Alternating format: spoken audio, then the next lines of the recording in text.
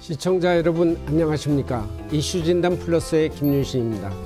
이슈진단 플러스에서는 미세먼지 제대로 알고 해결합시다라는 큰 주제하에 오늘은 10회 마지막 시간으로 미세먼지의 종합관리 대책이라는 내용으로 일반 시민이 미세먼지에 어떻게 노출되지 않고 기업은 어떻게 미세먼지를 배출하지 않고 정부는 어떠한 관리 방안으로 해결해 나가는지에 대해 전문가를 모시고 얘기를 나눠보는 시간이 되겠습니다. 오늘은 윤순창 교수님과 김법정 사무처장님께서 자리를 해주셨습니다. 어서 오세요.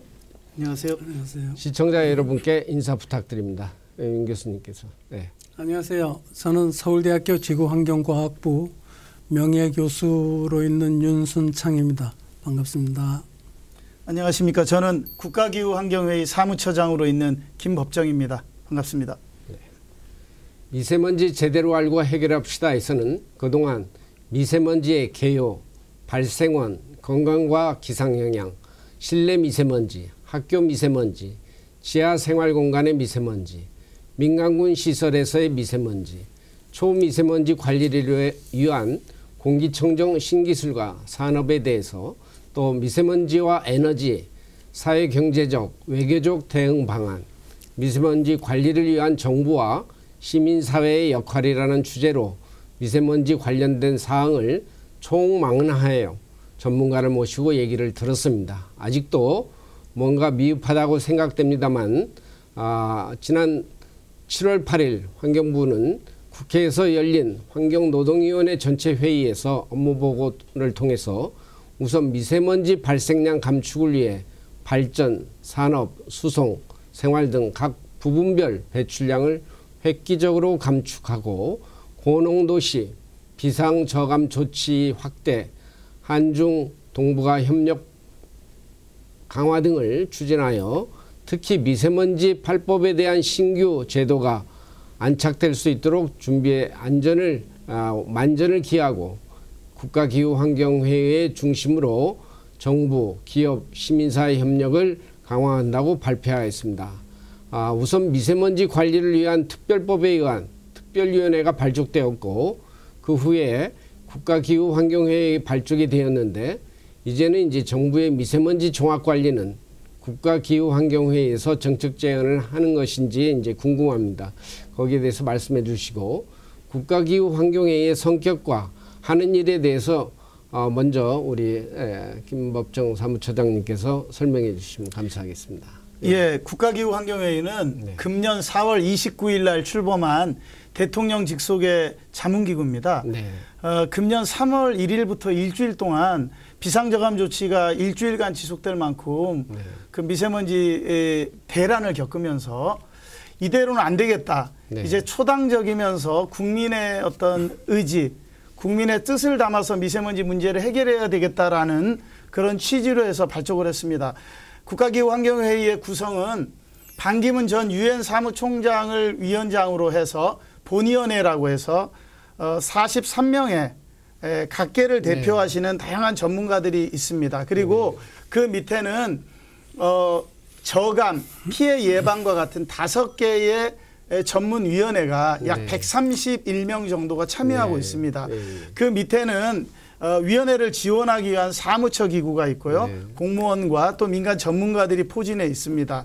그 외에도 이제 산업계를 비롯한 3개의 협의체가 있고 또 지금 우리 김윤신 교수님이나 우리 윤순창 교수님도 참여하고 계신 자문단이라고 해서 우리나라 국가의 어떤 원로급 석학들을 모신 그런 자문단이 또 23분으로 구성이 돼 있고 지금 국가기후환경회의가 하고자 하는 일은 지금까지의 미세먼지 정책은 정부와 또 소수의 명망가가 중심이 돼서 미세먼지 문제를 다뤄왔습니다.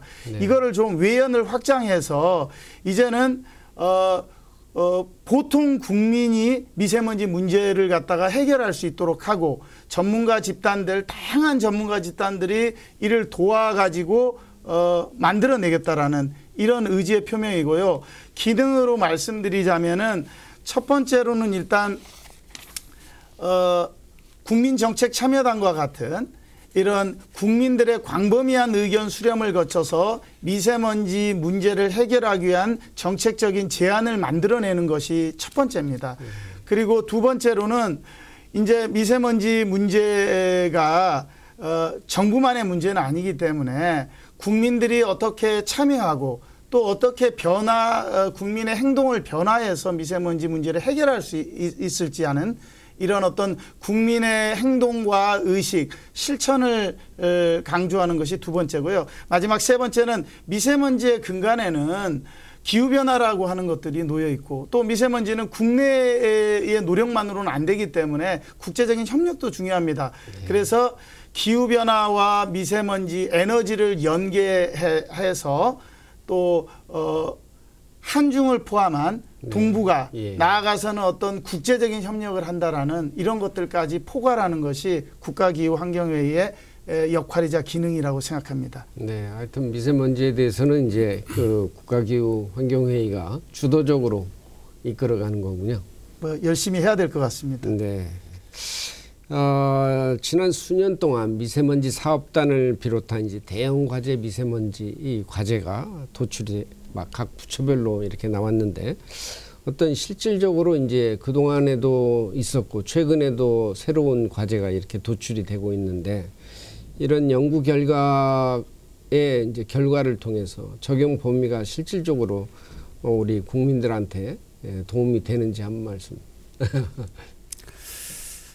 그게 참 어려운 일인데요. 예. 제가 그 미세먼지 범부처 프로젝트 사업단 지금 한 2년쯤 됐어요. 네. 굉장히 큰 연구비가 투입이 되고 있는데 또 많은 분들이 거기 참여를 하고 계신데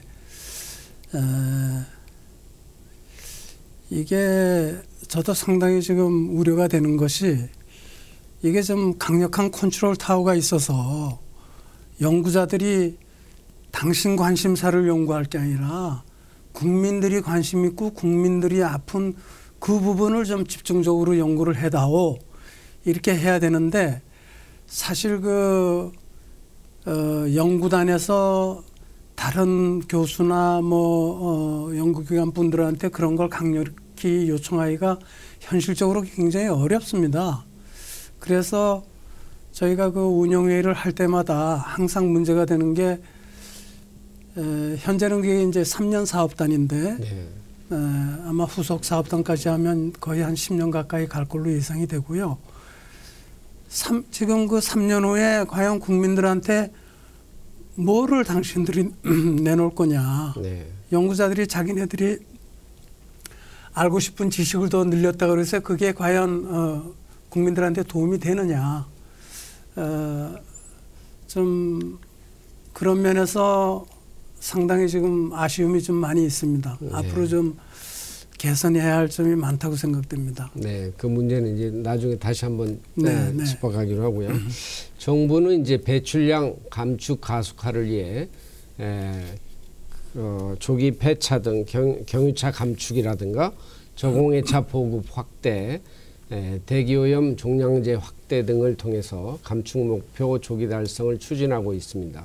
또한 이제 국제 협력을 내실화해서 조기 경보 체제 등 또 이제 한중 간의 실질 협력 확대를 하고 중국 등 이제 동북아 지역 국가 간의 이제 그 공동체를 통해서 공동의 문제 해결을 추진한다고 이제 발표를 하고 있습니다만은 아직도 이제 많은 국민들이 정부의 미세먼지 관리 정책을 피부로 느끼기에는 좀 어렵다라는 이제 설문조사 결과도 있는데 그 원인이 뭐라고 혹시 생각하시는지요? 네.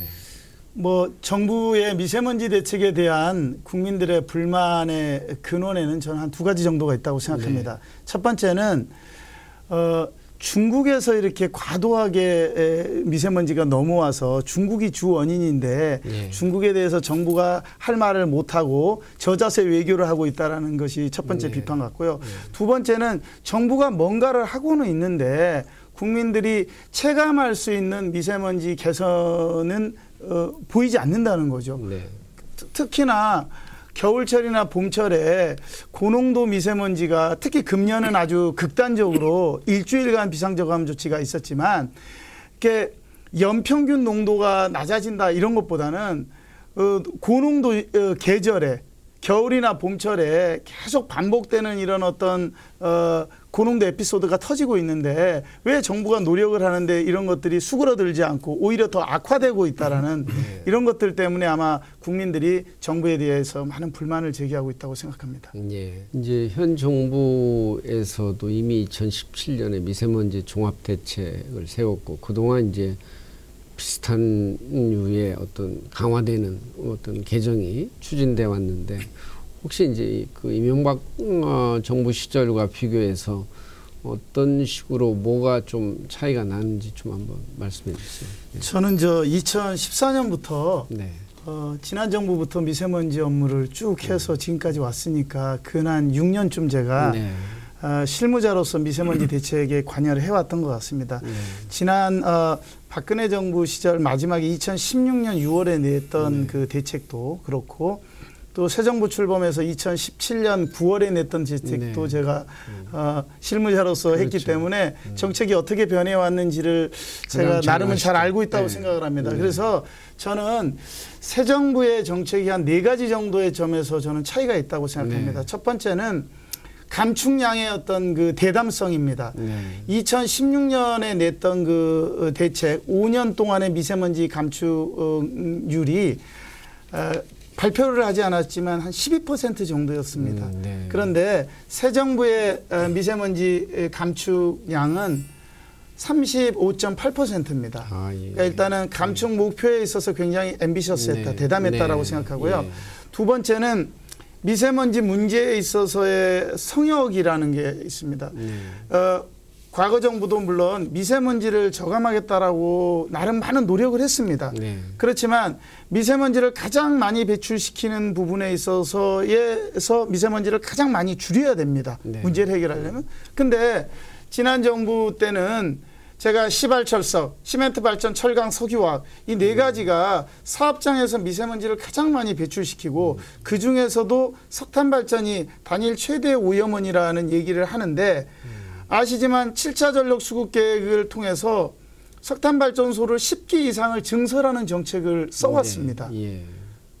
두 번째로는 저희가 뒤늦게 알았지만 디젤차, 경유차라고 하는 것이 클린 디젤이라고 해서 보급을 확대하는 정책을 써왔었는데 우리가 뒤늦게나마 이것이 치팅, 결국 속임수에 의해서 실도로에서는 20배에서 30배 이상의 미세먼지를 더 초과한다라는 것이 밝혀졌음에도 불구하고 우리가 클린 디젤 정책을 공식적으로 폐기하지 못했습니다.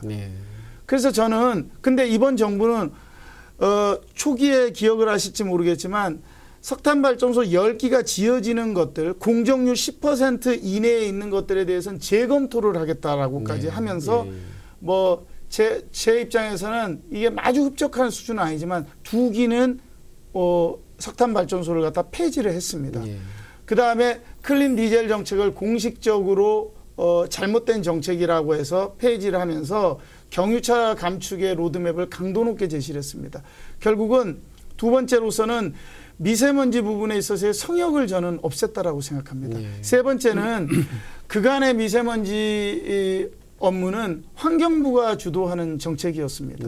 그리고 어떤 면에서 경제부처나 이런 쪽에서는 경제 활성화를 위해서 미세먼지를 줄여야 되겠지만 경제 활성화가 더 우선이라는 이유로 뒷발잡기를 갖다 많이 해왔습니다. 근데 이번 정부는 어쨌거나 지난 금년도죠. 금년 2월 15일에 미세먼지 특별위원회라는 것을 만들어서 총리님을 위원장으로 하는 기구를 새롭게 발족을 시켰고 그것만으로도 역부족이다라고 생각을 해서 반기문 위원장이 수장이 된 국가기후환경회의를 대통령님 직속으로 또 만들었습니다. 이거는 이제 미세먼지라고 하는 것이 단순한 환경 문제가 아니라 국민의 건강, 복지, 나아가서 국가의 경쟁력까지 좌우하는 이런 범국가적인 아젠다가 됐다라는 것을 저는 표명했다고 생각합니다.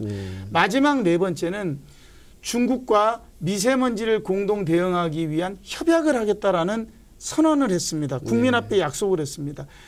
이 협약이라고 하는 거는 윈윈, 양자가 이익을 보는 것이 아니면 굉장히 하기가 어렵습니다. 저는 미세먼지 협약이라고 하는 건 중국은 우리한테 일방적으로 피해를 주고 우리는 피해를 받는 입장이라고 하면 협약을 한다라는 것은 굉장히 어려운 과제입니다. 그럼에도 불구하고 국민 앞에서 미세먼지에 대해서 협약을 만들어내겠다라고 하는 굉장히 불가능에 가까운 얘기지만 국민들이 간절하게 원했던 것들을 이번 정부는 제시를 했기 때문에 저는 시작점에 있어서는 이 정부가 출발을 저는 잘했다라고 생각합니다. 그렇지만 이 미세먼지라고 하는 것이 출발만 잘했다라고 해서 해결이 되지는 않습니다. 지금 경제가 어렵고 시민의 국민들의 삶이 팍팍하다고 하기 때문에 경제가 어렵기 때문에 이 미세먼지 대책도 조금 완화해야 되지 않느냐 이런 요구들도 일각에서 있습니다. 만약에 그런 경제 활성화를 이유로 해서 미세먼지 대책도 적당히 해야지라고 만약에 생각한다면 저는 시작은 좋았지만 미세먼지 문제 해결은 요원할 거라고 생각합니다. 처음에 했던 초심을 잃지 않고 미세먼지 문제가 국민과의 약속이고 또 정말로 지난한 과제다. 일본도 2002년도 때는 우리 지금 미세먼지 농도였습니다. 지금은 반절로 낮췄습니다. 경유차와의 전쟁을 불사하는 강력한 조치들을 갖다가 동경을 중심으로 해서 쏟아부었던 거고요. 우리도 이제는 원인은 어느 정도 알고 있습니다. 그리고 그것을 해결하는데 얼마나 이제는 어려운 과제만 남아 있습니다. 그것이 어렵다라고 해서 적당히 한다라고 하면 미세먼지 문제는 어렵기 때문에 이제는 지금 만들어 놓은 이런 기구들이 그냥 국민에게 보여주기 위한 것이 아니라 정말로 국민들이 피부로 체감할 수 있는 그런 미세먼지 문제 해결에 저는 이번 정부가 다 해결할 수는 없습니다. 미세먼지 문제 해결의 변곡점, 트렌드를 저는 바꿔놓는 것만 해도 이 정부가 미세먼지에 있어서의 큰 방향을 잡았다라는 그런 기여점, 그런 성공의 역사를 남길 거라고 생각합니다. 네, 말씀을 들어보니까 결국에는 이제 이런 그 중대한 어떤 정책이 일관되게 가야 하는데 정권이 바뀔 때마다 이게 바뀌는 바람에 그래서 이제 국민들의 어떤 신뢰가 조금 더 떨어지는 경향도 있지 않았나 그런 생각이 드네요. 우선 가장 중요한 것이 이제 또 일부에서는 뭐 측정망이 부족하다 뭐 여러 가지 얘기가 나오고 측정 분석 기술에 대한 문제점도 제기되는데 뭐 거기에 대해서 좀 말씀해 주세요. 미세먼지 문제 해결한다 그러면 우선 예산을 확보해서 측정망 늘리고 뭐 장비 사고 또 요즘은 비행기까지 사가지고 즉 하드웨어에다 돈을 투자를 해요. 그런데 제가 그 학자로서 참 그 안타까운 점은 그런 장비들을 사면 장비를 운영할 사람이 없는 겁니다. 측정망이 많다고 좋은 건 아니에요. 측정망이라는 거는 최적의 조건에 맞춰서 설치를 하면 되는 거지 그걸 많이 설치한다고 미세먼지가 개선될 리는 없죠. 많이 하면 그만큼 낭비가 되는 거고 대표값을 제대로 그 지역을 대표하는 그런 측정소만 설치를 하면 되는 거 아닙니까? 그래서 측정망을 늘린다는 거는 저는 그거는 예산 낭비라고 생각하고요. 중요한 거는 미세먼지의 발생 과정을 정확하게 우리가 알아낼 수 있는 그런 고급 측정 내지는 분석 장비가 필요한 겁니다. 현재 우리나라가 이 부분을 지금 못하고 있어요. 그러니까 두 가지 측면인데 하나는 실제로 최근에 이제 뭐 중국도 마찬가지고 대도시의 그 초미세먼지 성분을 분석을 해보니까 75% 이상이 대기 중에서 생성된 미세먼지예요. 예. 과거처럼 배출량을 줄인다는 게 의미가 없는 거예요. 그러니까 미세먼지로 그 배출원, 뭐 굴뚝이나 뭐 또는 자동차에서 직접 먼지로 입자로 배출되는 양은 25%밖에 또는 그 미만이라는 얘기예요. 네. 그러면 75%가 대기 중에서 생성이 되는데 그러면 어떤 물질에 의해서 생성이 되느냐? 예를 들어서 그 대표적인 대기오염 물질인 황산화물, 네. SO2죠. 네. 황산화물, 아황산가스 또는 뭐 네. 이산화황 또는 질소산화물. 네. 아까 그 김법정 처장님께서 디젤 승용차 문제를 잘 지적을 하셨는데 네. 디젤 승용차가 배출 허용 기준의 10배 또는 그 이상의 질소산화물을 배출을 하고 있거든요. 네. 그러니까 예를 들어서 환경당국에서 배출량을 조사를 할 때 디젤 승용차 몇 대가 얼마로 다니면 배출 허용 기준이 얼마니까 그걸로 계산을 할 거 아닙니까? 네. 그러면 실제로는 그거보다 10배 더 많이 배출이 됐다는 네. 얘기예요. 그런데 이 질소산화물도 대기 중에서 화학 반응을 거쳐서 질산염 입자가 되는 네. 거거든요. 예. SO2는 황산염 입자가 되고 네. 그것도 또 거기에 암모니아가 있어야 질산암모늄, 황산암모늄 입자로 바뀌는데 네.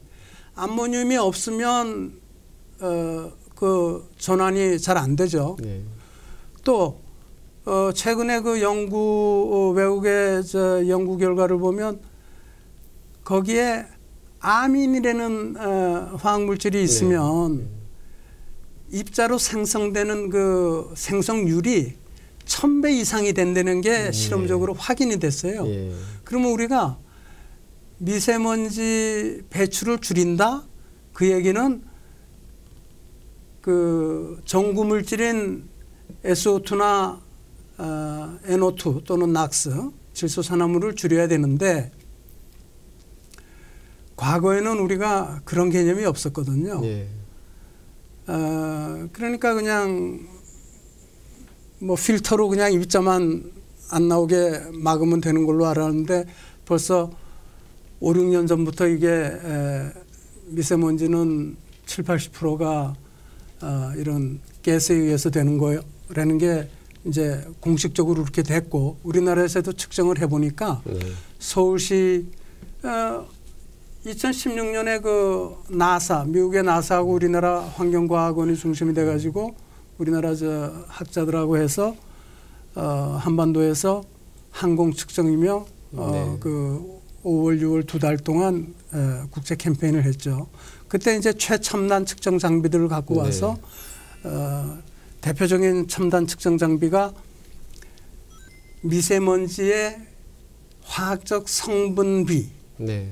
즉 거기에 황산염이 얼마 있고 질산염이 얼마 있고 암모늄이 얼마 있고 또 그거는 이제 되게 우리가 무기입자라고 그러고 탄소가 안 들어있는 건 무기입자죠. 근데 이제 탄소가 들어가 있는 유기입자 이 부분은 훨씬 더 어려워요. 네. 이 부분은 통칭해서 우리가 VOC라고 그러는데 휘발성 유기화합물이죠.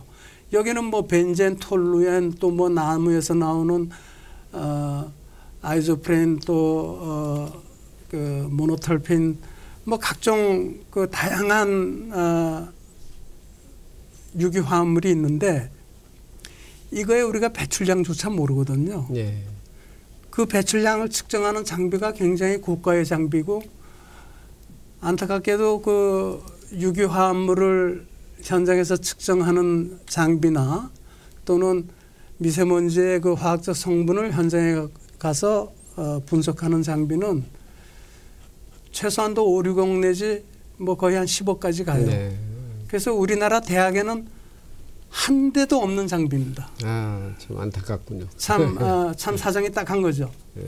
그러니까 그 문제가 뭐냐면 대학에서는 그런 연구를 지금 하지를 못하니까 그런 장비를 쓸 수 있는 인력조차 키울 수가 없는 거예요. 네.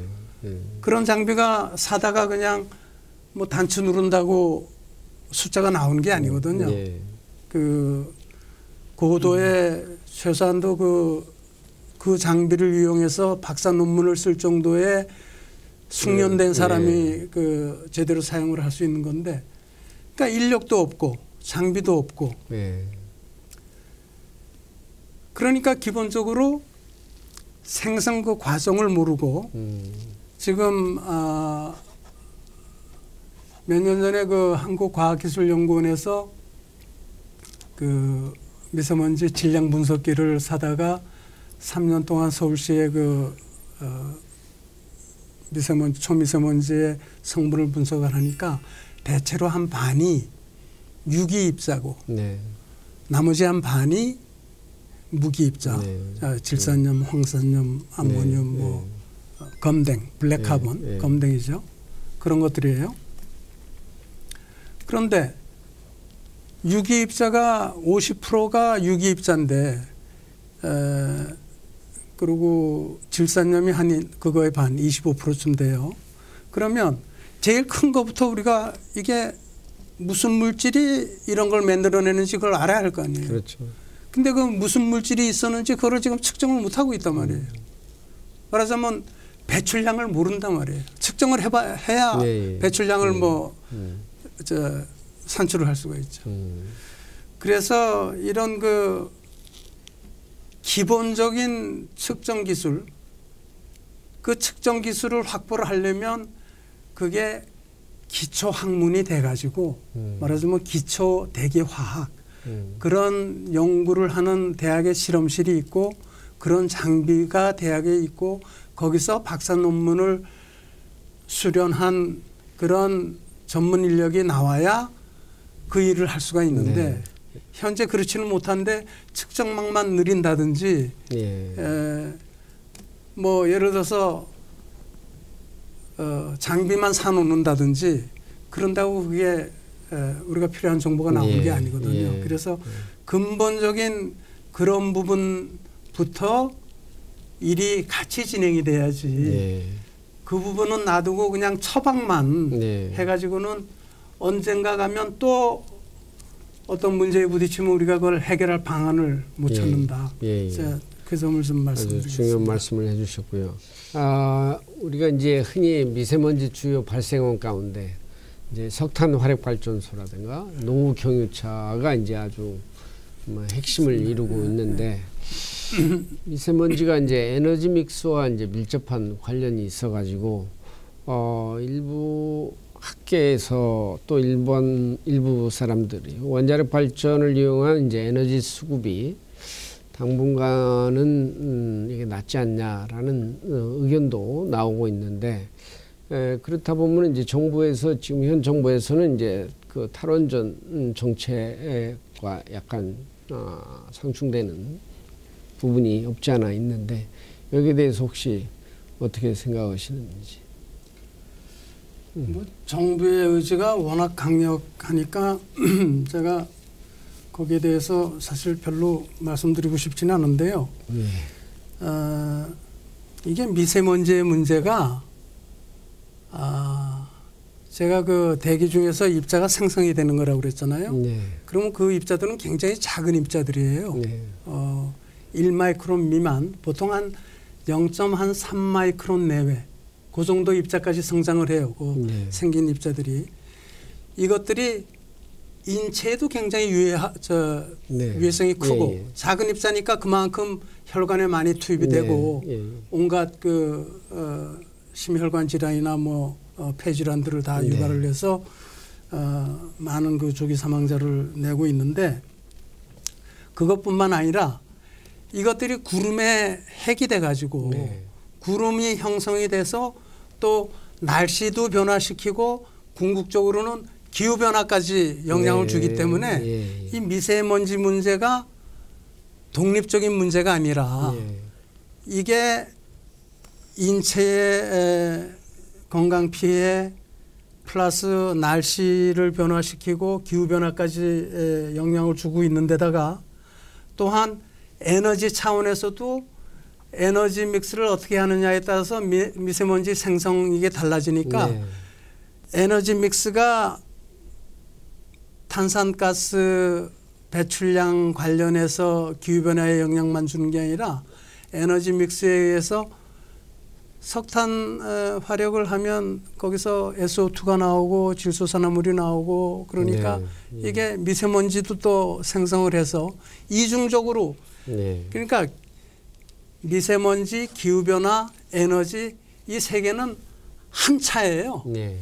한 차인데 저는 그 과학자 입장에서 좀 안타까운 거는 정부가 장기적으로 탈원전을 하는 거는 그 원자력 방사선에 대한 그 피해 의식이 있으니까 장기적으로는 뭐 올바른 방향이라고 공감을 하는데 시기적으로 지금이 과연 그래야 할 땐가 그 점에 대해서는 좀 저는 좀 다른 견해를 갖고 있습니다. 왜냐하면 우리가 지금 이산화탄소 줄이는 것도 국가적인 과제고 네. 미세먼지 줄이는 것도 국가적인 과제인데 이 두 가지는 화석연료의 사용을 줄이는 방법밖에 없습니다. 뭐 아까 말씀드렸듯이 나무나 뭐 이런 자연에서 발생하는 그런 미세먼지까지는 우리가 컨트롤할 수가 없잖아요. 우리가 컨트롤할 수 있는 거는 화석연료의 사용뿐이거든요. 그러니까 경유차를 우리가 완전히 지금 중국서는 뭐 상당히 그 빠른 속도로 경유차를 지금 전기 자동차로 바꾸고 있는데 우리는 그런 거를 왜 못하는지 정말 굉장히 안타깝고요. 정부가 강력한 리더십을 발휘해서 경유차 생산 앞으로 몇 년 후부터는 안 한다 하고 선언을 해야 된다고 저는 생각합니다.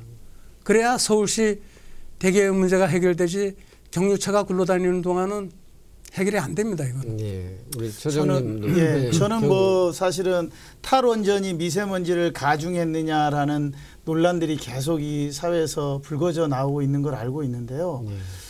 사실 원전은 기저발전이기 때문에 지어져 있는 원전에 대해서는 안전이 담보하는 선에서는 효율적으로 이용한다는 정책을 저는 바꿨다라고 생각하지는 않습니다. 그리고 탈원전이라는 용어 자체가 굉장히 오해를 주는데 근 80년에 걸쳐서 진행되는 점진적으로 어떤 안전과 재생에너지의 어떤 이런 보급 이런 거를 고려하면서 긴 호흡으로 가야 될 정책이기 때문에 저는 지금 시점에서 불과 한 2년째 되지 않는 정부에서 갑자기 무슨 탈원전에서 원전을 그냥 다 스톱시키고 그걸로 인해서 석탄 발전으로 그 발전량이 늘어나서 미세먼지가 가중됐다. 이거는 사실은 산업부가 여러 차례 밝혔지만은 사실은 사실하고는 관련이 조금 없는 것이다라고 얘기를 계속 해오고 있습니다. 저는 어쨌거나 분명한 것은 석탄 발전이라고 하는 것이 가져오는 어떤 미세먼지 문제의 심각성이 있기 때문에 저는 이 석탄 발전소를 어떻게 해서든지 줄여 나갔다라고 하면 그것과 이제 연계되어 있는 에너지 믹스, 원자력이라든가 가스, 신재생 에너지는 영향을 받을 수밖에 없습니다. 저는 그런 것들을 다만 미세먼지가 게임의 체인저로서 국민들에게 가장 큰 영향을 주지만 그 외에도 사회적인 비용을 발생시킬 수 있는 안전 문제라든가 또 폐기물의 처리 문제라든가 이런 것을 종합적으로 고려해서 저는 가장 국민들이 원하고 국민들의 삶을 더 좋게 만들 수 있는 방향으로 에너지 믹스도 저는 아마 이렇게 짤 거라고 저는 생각을 하고 있습니다. 경유자동차 관리에 대해서는 어떤 방안이 시급하다고 교수님께서 너무 잘 말씀을 해주셨지만 저는 세 가지의 정책이 필요하다고 생각합니다. 첫 번째는 노후된 경유차, 특히나 2005년도 이전에 지어진 우리가 통상 유로 1, 2, 3라고 하는데요. 그거는 유로 3와 4 사이에서는 그 대기 오염 물질을 배출하는 것이 굉장히 많이 줄었습니다. 그래서 2005년 이전도에 만들어진 노후된 경유차 한 260만 대 정도가 있는데 이것을 굉장히 조기 폐차라든가 아니면 저감 장치 부착이라든 강력한 정책을 통해서 빠른 시일 내에 시장에서 퇴출해버리는 정책이 저는 첫 번째라고 생각합니다. 두 번째는 2013년을 갖다가 시발점으로 해서 우리나라에서 경유차가 휘발유차보다 더 많이 팔렸습니다. 그래서 지금은 경유차의 전체 포션이 42.8%까지 우리나라처럼 경유차의 비중이 지속적으로 증가한 나라는 거의 없습니다. 그래서 어떻게 하면 신규 경유차들이 시장에 들어오는 것을 줄여 나갈 것이냐. 저는 두 가지의 강력한 조치가 있다고 생각을 합니다. 하나는 경유차를 사는 이유가 뭐냐면 경유 가격이 싸서 그 한 5년 정도 경유차가 더 비싸지 않습니까? 판매가는 한 5년 정도 이렇게 타고 굴리게 되면은 그 비싼 가격을 보존하고 남는다는 거예요. 그래서 경유의 상대 가격을 어떻게 하면은 조정을 해서 경유차를 갖다가 덜 오게 하느냐. 그 또 다른 방법 하나는 지금 클린 디젤이라는 얘기를 했지만 경유차의 배출 오염 기준은 휘발유차보다 한 2배 정도로 완화되어 있습니다. 거기다가 실도로 기준까지 합치면 한 4배 이상 됩니다. 만약에 그렇게 클린한 디젤이라고 하면 휘발유차와 똑같은 정도 동등한 수준의 배출 오염 기준을 적용하면 됩니다. 마지막 세 번째는 이것이 다 줄어드는 것들을 갖다가 뭘로 대체할 것이냐. 저는 전기차나 수소차와 같은 무공해차 중심의 차로 바꿔나가는 이런 세 가지 정도의 정책을 펴나간다고 하면 도심 오염의 주범인 경유차로 인한 미세먼지 문제를 대폭적으로 줄여낼 거라고 생각합니다. 이제 실질적으로 이 미세먼지가 뭐 아까 장거리 이동이라든가 뭐 이제까지 연구 결과를 토대로 해서 많이 나오고 있는데 이 미세먼지가 이제 최근 몇 년간에 대두되면서 각 부처별로 뭐 다양한 또 그 연구가 도출이 됐는데 이렇게 산재된 이런 연구를 어떻게 하나로 이렇게 합쳐서 통일시킬 수 없나요? 저는 그렇게 되기를 희망하죠. 미국은 그 National Center for Atmospheric Research, 그러니까 대기과학 국립대기과학연구소가 있습니다. 굉장히 역할이 많습니다. 기후변화부터 지금 그 미세먼지 생성되는 제가 아까 말씀드린 화학 과정부터 뭐 비행기 관측 프로그램도 다 있고 그 측정망 운영도 하고 모델도 개발하고 그래서 기후변화까지 총괄하는 그 국가센터가 있습니다. 그거를 국가센터에서 하면 돼요. 우리가 지금 아까 했던 질문 중에 현재 진행되고 있는 국가미세먼지 범부처 프로젝트 그거를 그 연구를 전체를 아우르는 연구를 수행할 만한 그런 컨트롤 타워 역할을 할 바디가 아직 그런 기구가 아직 없거든요. 그래서 저는 이번 기회에 미세먼지와 결국 기후변화까지 다 아우르는 국가 연구 중심 역할을 하는 그런 센터가 만들어져야 된다고 생각을 합니다.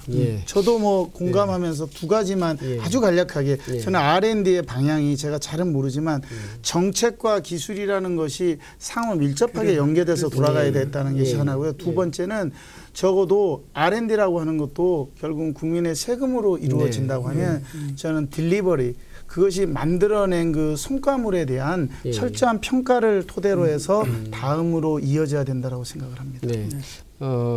지금 이제 결국에는 미세먼지로 인해서 우리 국민들이 공기의 어떤 중요성에 대해서 조금 더 뭐 예전보다는 훨씬 더 인식이 달라진 것 같은데 미세먼지를 비롯한 이제 공기 오염을 어떤 저감시키고 또 예방하기 위해서는 가장 중요한 것이 이제 예방이 가장 중요한데 예방을 위해서는 이제 홍보라든가 교육이 가장 좋다고 생각되는데 어떤 방안이 이제 좋을 것 같은지 한번 또 나름대로 생각하신 것을 얘기해 주시고, 앞으로 이제 우리가 안심하고 맑은 공기를 지금 상황에서는 언제쯤이면 우리가 예전에 우리 어렸을 때 푸른 하늘에 맑은 공기 마시던 그런 시절로 돌아갈 수 있을지 한번 좀 말씀해 주세요. 제가 먼저 그러면 말씀을 드리겠습니다.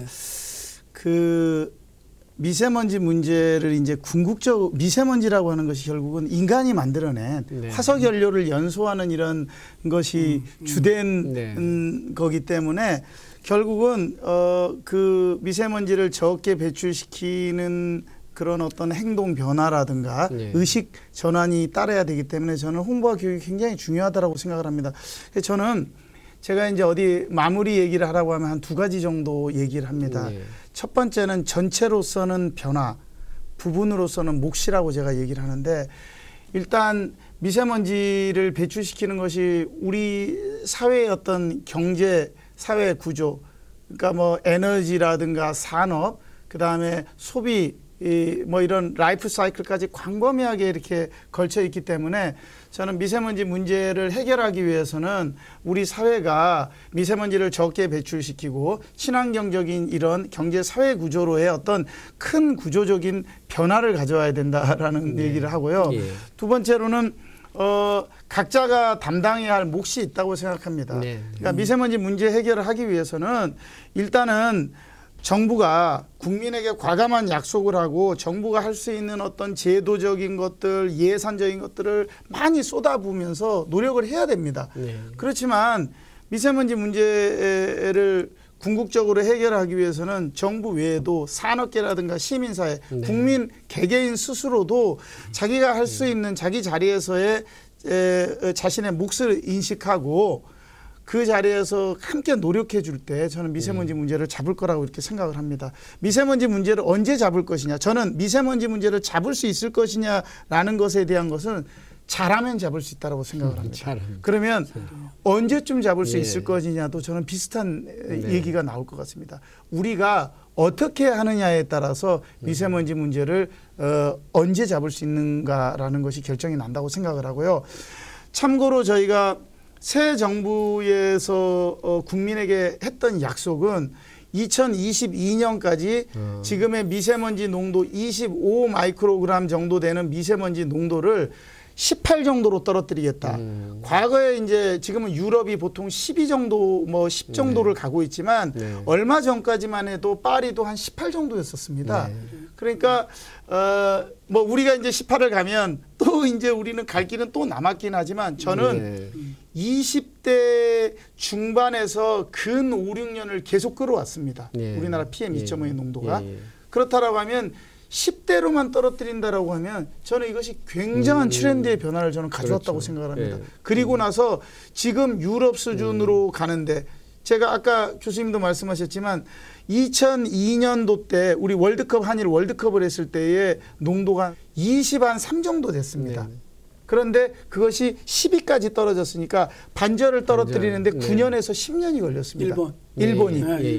그렇다고 하면 우리가 일본처럼 아까 교수님이 말씀하셨던 경유차에 대한 강력한 조치들과 그다음에 우리나라는 또 뭐가 문제냐면 불법이나 부적정이 너무 만연합니다. 일본은 적어도 규정이 만들어지면 그걸 지키려는 노력을 합니다. 그런데 우리는 여수산단이라든가 이런 예에서 봤지만 법은 법따로 현실 따로 노는 겁니다. 그러니까 경유차에 대한 강력한 조치, 그다음에 발전소를 포함한 산업체에서 배출되는 이런 어떤 불법과 부정적 배출, 농촌 지역에서 만연하고 있는 불법 소각과 같은 이런 문제들을 정말로 정부도 제대로 하고 시민들도 각자에서 내가 우리 아이들의 건강을 위해서 내가 진짜 줄여야 되겠다라는 노력을 한다면 일본이 10년 동안 했던 거를 우리 못할 게 없습니다. 그러니까 저희가 우리나라가 지금 미세먼지에 대해서 제대로 된 정책을 시작했던 것이 한 2015년. 16년 뭐 이때라고 한다면 몇 년밖에 안 됐죠. 그렇죠. 우리 얼마 안 됐습니다. 그러면 이번 정부가 우리가 강력한 대책을 해서 한 18까지 떨어뜨린다고 하면 저는 한 다음 정부쯤 돼서 정말 지금 하던 정도의 어떤 그런 다른 거 좌고우면하지 않고요. 미세먼지를 정말 줄이는데 경제 활성화라든가 그 이상의 가치를 두고 노력한다면 저는 일본이 했던 것처럼 한 10년 정도의 거를 두면 딱 일본이 우리의 것을 줄이는데 9년에서 10년 걸렸다고 하면 우리도 그렇게 열심히 하면 한 10년 정도의 호흡을 간다라고 봤을 때 지금 한 3, 4년 했다고 하면 조금은 더 우리가 갈 길은 남았다라고 생각합니다. 교수님도 마지막으로 한 말씀 해주세요. 저도 거기에 상당히 동의를 하고요. 저는 이 교육을 좀 강조를 하고 싶은데요. 지금 김법정 차장님께서 그 개인의 몫을 얘기를 하셨는데 이 개인의 몫이 결국은 교육으로 저는 가능하다고 보고요. 정부의 정책과 산업체의 호응 또 국민의 호응이 이게 삼위일체가 맞아야 되는데 무엇보다도 에너지와 소비 전략 이게 저는 21세기에 인류가 처한 가장 큰 우리가 지켜야 할 가장 큰 가치라고 생각을 해요. 개개인이 결국 뭐 옷부터 해서 무슨 식기 하나라도 해서 이게 다 에너지를 써서 만드는 거 아닙니까? 그러니까 소비 전략이 에너지 전략에 굉장히 중요한 역할을 하고 보통 이제 에너지 전략하면 전기 전략하는 것만 강조를 하는데 실은 이 소비 전략이 에너지 전략하는데 큰 부분이기 때문에 소비와 국민 개개인들이 쓰는 전기 에너지 또는 뭐 연료를 쓰는 데도 있겠지만 그걸 어쨌든 전략하는 것이 그 교육이 철저히 돼야겠고 특히 언론에서 중국을 비난하는 그런 보도보다는 이런 우리가 자기 몫을 하지 않을 때 이런 피해가 우리가 온다는 거를 그걸 언론들이 좀 잘 홍보도 하고 해서 학교 교육과 가정 교육과 언론이 국민들 각 개인의 몫을 제대로 교육하는 그게 매우 중요하다고 생각합니다. 오늘은 미세먼지 제대로 알고 해결합시다의 마지막 시간으로 미세먼지의 종합관리 대책이라는 내용으로 미세먼지의 측정, 발생원, 관리 방안에 이르는 모든 항목에 대하여 종합적이고 포괄적인 관리 방안과 미래의 정책 방안에 대해 두 분의 전문가로부터 얘기를 들었습니다. 오늘 출연해 주셔서 대단히 감사합니다.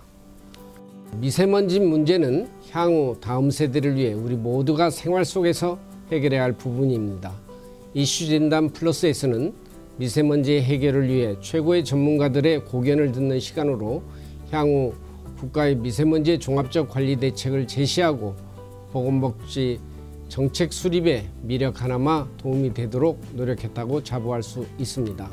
그동안 시청해 주시고 성원해 주신 여러분께 진심으로 감사를 드리며 미세먼지의 모든 것, 미세먼지 제대로 알고 해결합시다라는 이 시간을 끝으로 모두 마치겠습니다. 시청해 주신 여러분 고맙습니다.